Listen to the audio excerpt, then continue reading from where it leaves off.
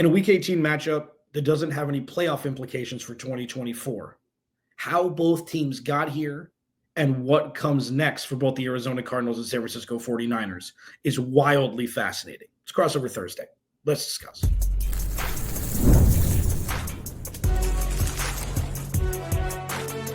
You are Locked On NFL Crossover, part of the Locked On Podcast Network. Your team every day. Thursday, the final Crossover Thursday of the 2024 season. If you haven't appreciated football up until this point, shame on you. This is the last week. Everybody takes for granted. You know exactly what I'm talking about, Croc. Weeks like 7 through 14. Like, oh no, football's almost gone. I want to care about it again. Shame on you. Thanks for making Crossover Thursday your first listen, free wherever you get your podcast and on YouTube, part of the Locked On Podcast Network. Your team every day. This episode is brought to you by PrizePicks. Go to prizepicks.com/LockedOnNFL and use code all lowercase LockedOnNFL to win $50 instantly when you play $5. My buddy Eric Crocker, we're light a Locked On 49ers host. Brian Peacock, love you, man. We'll see you again soon. Week 18. Cardinals, 49ers. Maybe not exactly where either of us thought the teams that we are covering would be at. Some similar reasons, mostly different reasons, but here we are, Croc, and we're going to break down this game and kind of talk a little bit about the future today. Yeah, you know, early in the season, when you guys thought, you know what, the Cardinals, there might be something. I'm like, these Cardinals guys, they're crazy. They're going to be a bad team. But it started off where it was like, wait a minute, the Cardinals, they might be kind of tough. And they beat the 49ers in San Francisco, or Santa Clara. That was a game of, a tale of two halves, really, which the 49ers season has been. You know, they've started out strong in a lot of these games, and then they can't close games out for whatever reason. And that's been very detrimental to the season, along with the various, other reasons with injuries and whatnot. But every team goes through that. You got to figure out a way to play around that. And the great ones do. The 49ers haven't been able to do that. But the Arizona Cardinals, what has been the biggest issues for the Cardinals this season? You and I and Peacock have been doing these shows for a handful of years now. And there's one thing that I constantly say when things aren't going well, and it's starting to rear its ugly head again. The only thing that's worse than having a problem is not knowing what the root of the problem is. And I'm not saying that that's what it is. People have their thoughts. It's Kyler Murray. It's offensive coordinator Drew Petzing. It's Jonathan Gannon isn't a good head coach. It's, Marvin Harrison Jr. is a bust. It's, there's all these things that people, fantasticize when really what it is this offense isn't good enough at getting Marvin Harrison Jr. involved and getting Kyler Murray in positions to succeed. And Kyler Murray hasn't done a good enough job at being that B-plus quarterback you need him to be. He doesn't have to be all world. And that's something that with the defense playing out of their shoes compared to the roster that they have, going into the season, it's frustrating, man. And I think that's what flummoxes the most of the Cardinals fan base is like, why isn't this working? And unfortunately, I have to say sometimes this was always meant for 2025 and 2024 has been kind of a gift, at least through 11 weeks. And now it's just kind of turning into a proverbial pumpkin like it has over the last month. Yeah, in the 49ers season, kind of going very similarly, the 49ers have very high expectations. This was a team that's coming off of a Super Bowl appearance that, took the Chiefs into overtime and thought maybe, you could win that game. And you head into 2025 or 2024, you add a receiver, you get Brandon Ayuk locked in for the long term, and you're thinking, you know what, this is the season. The 49ers are pegged to make another run. And they were favorites to come out of the NFC. But unfortunately, early on, they started to get snake bitten by some injuries. And, Brandon Ayuk was one of the first to go down. Actually, prior to Brandon Ayuk, yeah, Christian McCaffrey. So he had to play half the season without him. He comes back. It doesn't look great. Then he leaves the game in the snow against Buffalo. And, so you barely got to play with him. But I thought there were other guys that stepped up throughout the season that gave the 49ers an opportunity to win. Were the 49ers this perfect team? Were they this juggernaut that you were expecting them to be? No. And I think the big question for the 49ers, I know we'll talk about these teams moving forward, but Brock Purdy, when there are a lot of things not going right around you, can you be the piece that kind of holds things together a little bit and at least gives people hope? And that was one thing that I was looking forward to seeing from Brock Purdy this season. Can he be the guy that, man, my star receiver's injured, but man, I still got George Kittle and I still got, Debo, and I got this rookie Pearsall when he returns from his injuries that he sustained throughout the offseason, whether it was a shoulder or a gunshot wound. You had a running back that through the first quarter of the season was leading the league in the NFL in rushing.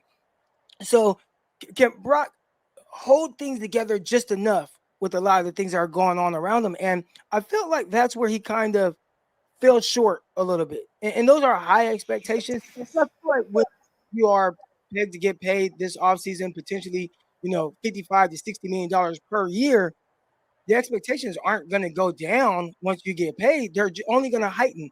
I thought this year was a good opportunity for him to justify why he should be paid top dollar.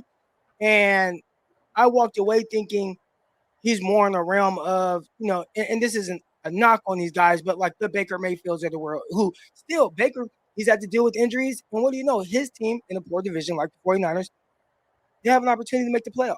Mm-hmm. So he kind of did what I wanted to see Brock do. And I didn't think that Brock had to be perfect. I just would have liked to see him not be the reason at the end of games. Were you seeing anything like that from Brock? Yeah. Your takes, because I think sometimes when you're talking to the 49er fan base about this, they get a little defensive when it comes to their quarterback. Yeah, no, it's interesting because I was thinking not only with Brock Purdy, but with Kyler Murray too. I'm like, man, I've had the same exact conversation because, like Brock Purdy has limitations, but different limitations than Kyler Murray, yet still every quarterback has some sort of limitation. Whether they're too wild, too conservative, they can't make the deep ball throw, they can't make the intermediate throw, whatever it is. Yeah, because with Brock Purdy, it's when everything's humming, he's perfect for that system. When things go awry a little bit, he's still good for that system, and he's not as great as he looks when everybody's healthy, 100%. And then the same with Kyler Murray.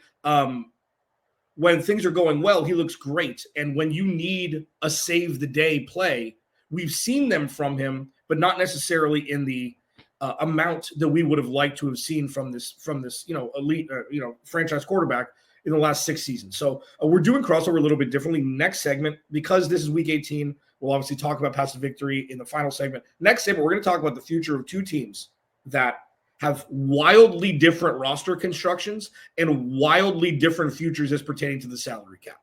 Because with that, Eric Crocker at Crocky209 on Twitter, like these two teams could not be more differently constructed. Like you look at the Cardinals defense specifically, you got Budda Baker, you got Kazir White, and you got a bunch of kids. And these guys, like you were DB. I mean, listen, like DB is in your blood. Okay. You did Locked On NFL Draft, I believe, right?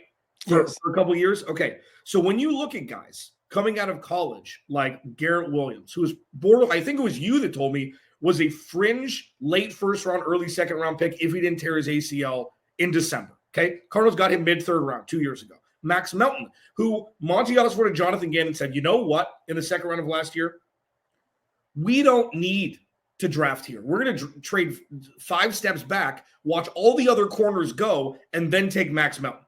They let Cooley McKinstry go and Cooper DeJean and Kamari Lassiter, and they're like, you know what? Max is our guy. We've seen it. He likes to hit people, and we like that. And then there's one guy selfishly that I want to get your thoughts on specifically. Dadrian Taylor Demerson, Rabbit, like this dude out of Texas Tech. He's going to be the heir apparent to Jalen Thompson, the strong safety position you think to go alongside Budda Baker. This dude came in right away, and he's an NFL vet. So the defense has been so fun to watch, especially there's nothing sexier than having a group of corners that stop everybody. Like the pass rush is fun. Corners are sexy. Like I think it's the toughest position to play in football. It is.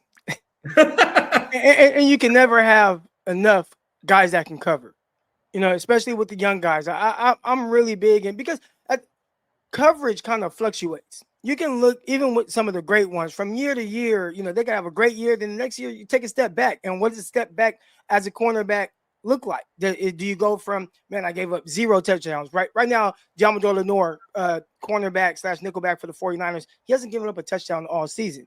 Well, the next year, if he gives up 3, is he now like worse than he was the year before? Or did he kind of, the offense was just better than him on that specific play? So coverage can kind of fluctuate, but I don't think that you can throw enough options at the cornerback position. If I'm a GM, I'm drafting corners, I'm drafting safeties, I'm drafting safeties that can cover to be linebackers. I mean, every season I'm at least throwing a few draft picks at those kind of guys at each of those levels. A corner, a safety that's going to be a linebacker. And I'd continue to try to see what can I get from this, because if you look at the 49ers, they've kind of done that a little bit. And, well, what do you know? You end up with Diamador Lenore in the 5th round, a guy who they just paid handsomely and has been worth every bit of that money. They've had guys that were able to fill in, like the Jair Browns that they got in the 3rd round. This year, they were able to get Renardo Green in the 2nd round, late 2nd round at that, at the cornerback position. And he's been very good as a rookie corner, as well as add a guy like Malik Mustafa, who has been solid as well. So the 49ers, they've continued to throw a lot of different resources at the secondary. Do they have that one super stud, a Patrick Surtain or anything like that? Haven't seen that guy, but they've had a lot of guys who can definitely help and contribute to winning football games. Eric Crocker, Locked on 49ers. Alex Clancy, Locked on Cardinals. The final crossover Thursday of the year. We're going to do something a little bit different next segment. We're going to future pace this thing. The offseason for both of these teams will not be more different than the other. Could not be more different than the other with the runway that both teams have with salary cap, quarterback, etc. We'll discuss it next. Crossover Thursday here on Locked on Podcast Network. This episode of Crossover Thursday is brought to you by our friends at the Gametime app. I just bought Gametime. I just bought tickets on the Gametime app. My mom and I wanted to surprise my stepdad. We actually went to Levi Stadium and saw the 49ers Seahawks game, where the Seahawks came back and won with the Geno Smith drive at the end of the game. Sorry to bring up old stuff, but it was a fun experience because Gametime made it easy for me. And I love going to live events, whether it's sports or music or theater or comedy, whatever it is. One of my favorite memories was that. Going there, even though, I don't cover the 49ers or the Seahawks, it was nice to see 2 other teams play at a different stadium I haven't been to yet. Now, Gametime has made it easier to get tickets for your favorite events with their new feature, Gametime Picks. These feature filters out to show you the incredible deals on great seats, so you don't have to waste time searching through thousands of tickets. Take the guesswork out of buying tickets with Gametime. Now the Gametime app, create an account. Use code LOCKEDONNFL at $20 for $20 off your first purchase. Terms apply. Again, create an account and redeem code LOCKEDON NFL for $20 off. Download Gametime today. What time is it? Game time. All right. Eric Crocker, Locked on 49ers. Alex Clancy, Locked on Cardinals. Well, this sucks. I thought this game was going to be. I thought this game was going to mean something. If you told me in like week 11 when the Cardinals went to their bye week, I'm like, Rams and 49ers. Let's see what the Cardinals got, and then the Cardinals proceeded to crater and lose every important game since coming out of their bye week. So let's talk about this, Croc. I don't know if you know this. I don't know if 49ers fans know this. You can't pay every player on the team $100 million. It's not how it works. It's not how it works, Croc. You've paid 80% of your players, it seems, $100 million. And at some point, you're going to New Orleans Saints this thing. It's got to happen. There's no way that they haven't rolled out void years to make all this work. And while John Lynch is a smart guy, Kyle Shanahan's a great coach. What the hell is going to happen this offseason? And I know it's predicated upon Brock Purdy. For those that don't know, Brock Purdy is eligible for an extension, but they don't need to extend him. He is under contract for another year, making $1 million or something. So what is the most likely summer going to look like with free agency specifically for the 49ers? The 49ers have been trying to hold it together. And you talked about them paying guys. And you could justify every payment. Deebo Samuel, when he got paid, this is a guy that came off on the All-Pro year, 1,400 receiving yards, another 300-plus rushing yards, and he kind of handcuffed the 49ers. You're going to have to pay me big money. So he's making $20+ million per year. You got guys like Fred Warner. When he signed, he was the highest paid player at his position, and justifiably so. He's had multiple All-Pro seasons. George Kittle, when he signed, highest paid player at his position, again, multiple All-Pros. And just had another 1,000-yard season this year. Christian McCaffrey, they gave him more money this offseason, and that hasn't quite worked out. But coming off of a year where he was Offensive Player of the Year in the NFC, it's hard to say you shouldn't pay him. Trent Williams, another guy, All-Pro again, made him one of the highest-paid guys at his position. Again, justifiably so. So the 49ers have had to continue to pay guys, and they're able to justify it. But at some point, someone has to take the hit. And I thought the hit was going to be Brandon Ayuk. Mhm. When you look at the 49ers offense, it's not predicated on featuring any one pass catcher. Yes, they love to get the ball to Christian McCaffrey when he's out there. Yes, they love to get Deebo Samuel his touches, and they've kind of scaled back from that. But even though you have a guy like Ayuk who ended up getting the most targets, he still wasn't your guy with the most touches. He had the third most touches. He had less touches last season than a guy like Deebo Samuel. I thought they would say, you know what? We drafted a receiver in the first round. Let's trade Brandon Ayuk away. And instead, they paid him top dollar. He ended up getting hurt. Not his fault. But now it does put them in a tight situation, because what are you going to do with three receivers, one rookie who just had his best game last week, having 140 yards on 8 catches and a touchdown? You're going to want to feature him a little bit more moving forward. And when I say feature, just have him a part of the offense in your plans. I think the odd man now is going to be Deebo Samuel. Mm-hmm. And I think that's going to be their way of trying to get out from underneath some of this money. There's still a lot more money tied in. You talked about the void years, and there's a lot more people smarter than me that know how the salary cap stuff works. But they've added a lot of things to try to figure out ways to get these guys paid. And that's not even including guys like Javon Hargraves. Hargraves was paid handsomely when the 49ers signed him in free agency. And if I'm not mistaken, they kind of adjusted some of his money to where it kind of made sense. And we'll see if they're able to let him go. But there's going to be a lot of money tied into a lot of players. And I think the biggest issue for the 49ers is a lot of this money that's tied into these players is money that for guys who are older, hurt, or not quite themselves. And when I say older, I'm talking about Trent Williams, who is older and hurt.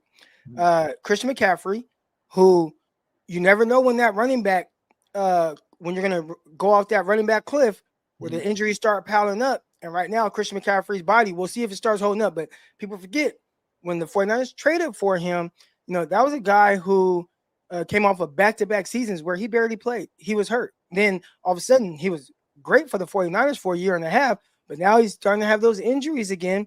And what's it going to look like next year? So I think that's the 49ers' biggest issue. Some of the guys that are going to be making a lot of money, what are they going to look like moving forward? Right. Yeah, no, that's the fascinating part, is because all those guys who were drafted by the 49ers, kudos to the 49ers. One of the best moves they made was bringing in Trent Williams from Washington. One of the best moves they made. And it's hard to win a Super Bowl. It's hard to get Patrick Mahomes. It's hard for that to happen. Regardless of how it happened, whether it be Jimmy G or otherwise, it's hard for that to happen. And, not everybody wins, even though you got a great roster. Now with the Cardinals, one thing that I equate things to basketball terms a lot, because basketball is my first love and I knew it first. In basketball, when James Harden signs a $150 million contract, that's tradable, always. It's right when your favorite player gets a contract in basketball, all it does is make that person a trade asset. That's all it does. And understand that all their money they're going to get paid. Those are the only two things. People get excited. That's great. They're going to be gone in a year. We've seen it. NFL, you can't do that. These are anchors to this salary cap. You can't do it. You can't just say, oh, the dead cap hit is $90 million for Kyler. Well, trade him anyways. No, it's not how you do it. I think Dak Prescott's dead cap hit next year is $98 million. That's the whole salary cap. You can't trade him. It changes everything. And with the Cardinals on the other side, the opposite of what Croc just said is where the Cardinals are. They've got nobody under big money contract aside from, Kyler Murray, obviously, who's making $45 million a year, which is, a steal at this point. Budda Baker just got paid, but not an exorbitant amount. James Conner just got paid, not an exorbitant amount. Trey McBride is going to get the house, the car, the ocean, whatever he wants. He's going to reset the market because he's the next one. He's the next George Kittle. That was his comp coming out of Colorado State. And nobody else is going to get paid. Kazir White will get a contract extension. You hope Mac Wilson. But the rest of the guys are kids. The rest of the guys are rookies and second-year players, and they've got all their picks, and they've got $100 million to spend. So I've said this, and it's difficult. It's difficult to rationalize, but also not with an organization that's lost as much as the Cardinals had pretty much since their inception. This is the best situation going into an offseason in the history of the organization. This is something for this year, for next year, for the year after that. Monty Ossenfort, you did locked on draft. You take Paris Johnson Jr., you take BJ Ojulari, who missed the entire year. And then you take this year with Marv and Darius Robinson and Max Melton and Trey Benson and Tim Ryman's played okay. They've got a couple offensive linemen. Dante Stills in the 6th round is the best interior defensive lineman they have from last year. Like, the proof is there that he can do this, and you just got to put it all together. And then you add a couple pass rushers, and this team has taken it to the moon, at least in theory.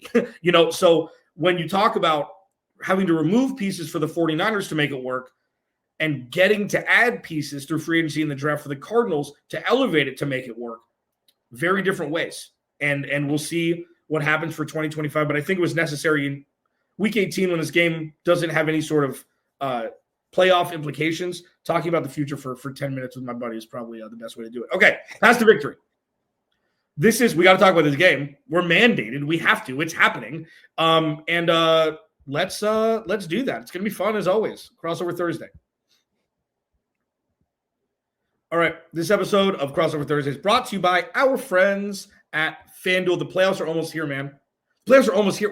Where the hell did the season go? But it's not too late to get in on the regular season action with FanDuel, America's #1 sportsbook, because right now, new customers can finish the season strong with $250 in bonus bets if your first $5 bet wins. 250 bones, man. FanDuel's, they've got so many different ways for you to put some cheese down. You like who's going to win the Super Bowl future? You can do that. Who's going to win the MVP future? You can do that. You can do single game parlays. There's so many different things you can do on FanDuel to get in the action. Just visit FanDuel.com to join today. That's FanDuel.com for your chance at $250 in bonus bets. Make every moment more with FanDuel, an official sportsbook partner of the NFL. All right. Final path to victory of the year for both of these teams. I will go first. 3 things I want to see the Cardinals do. First, I don't want Kyler Murray anywhere near this field. We'll see. At this point, he's playing, I guess. Jonathan Gannon spoke with the media yesterday. James Conner is ruled out. That's as far as we know. But I want 3 things on the defensive side of the ball. I want them to unleash Dadrian Taylor-Demerson. We're going to see a Budda Baker light from the strong safety position. I want to see it in full display on Sunday. I want to see him get after Josh Dobbs. I want to see him get after the rush attack. I want to see him hawk receivers and tight ends who catch footballs. I want this to be his coming out party. It doesn't matter that this game doesn't matter for playoff implications, matters for draft, but not that much. I want to see this kid eat because I think he could be the future. An absolute steal out of Texas Tech in the 4th round by Monty Ossenfort this year. I want to see him eat. And then I just want to see these corners get better. That's it. I want to see an opportunistic game plan, which I'm sure Nick Rallis will put together and hopefully turn the 49ers over a couple times. This is what the future of this defense is going to look like. They can run free and we'll see what they do against a backup and with the 49ers. And then I just want to see some sort of semblance of a pass rush. This is the thing that the Cardinals have been maligned for the entirety of the season. Darius Robinson really hasn't hit his stride yet after being out for the majority of the season. I want to see the pass rush eat. I want to see a couple sacks, pressures, forced turnovers, things like that. This is I'm watching the defense game for me. I think we're looking for some of the same things. In a game like this, and the 49ers, they haven't been in this position a whole lot where, it's week 18 Welcome. and you have no shot at making the playoffs. But right now, Peacock and I, the thing that we've been going over the most is, what are some of the young guys look like and what are they doing? And are they giving you things that you can build off moving forward? I just referenced the game that Ricky Pearsall had last game. I feel like Ricky has been able to have that kind of game, but again, the 49ers and just how they call plays, I felt like it was inexcusable to have a 1st-round rookie receiver go what was it, a 3-game stretch with 0 catches and like 2 targets. Like, that's inexcusable. And you hear Brock try to take the blame for it. Oh, I gotta do a better job of getting him the ball. Brock, that's not your fault. I understand how Kyle's offense runs and what he's asking of guys. There's ways for Kyle to get his guys involved, and I want to see him get the young guy involved. Throw him screens. Do the end arounds like they did in his last game. Hit him with the crossers. Put him in motion. I think he's a terrific route runner and the guy that you want to get in space that has really good hands, and he has good speed. So let's continue to find different ways to get the ball into this young guy's hands so he can continue to build confidence in what his role is going to be moving forward. And not just with the 49ers, but his role with his quarterback. 49ers going to pay Brock Purdy a lot of money. This has to be a good pair that's going to have to work. And when you have this cooking and then you bring back Brandon Ayuk coming off of an injury, that should be something right there for the next 4 years that the 49ers are able to really capitalize off of. So I want to see that young guy do well. And when I go to the other side of the ball, it's the same thing. Big receiver over there with Arizona. I've continued to say, you know what? I want to see how Ronaldo Green, rookie out of Florida State, how's he play against Tyreek Hill? Well, damn, he plays Tyreek Hill pretty damn good. He's playing him tight. He looks confident.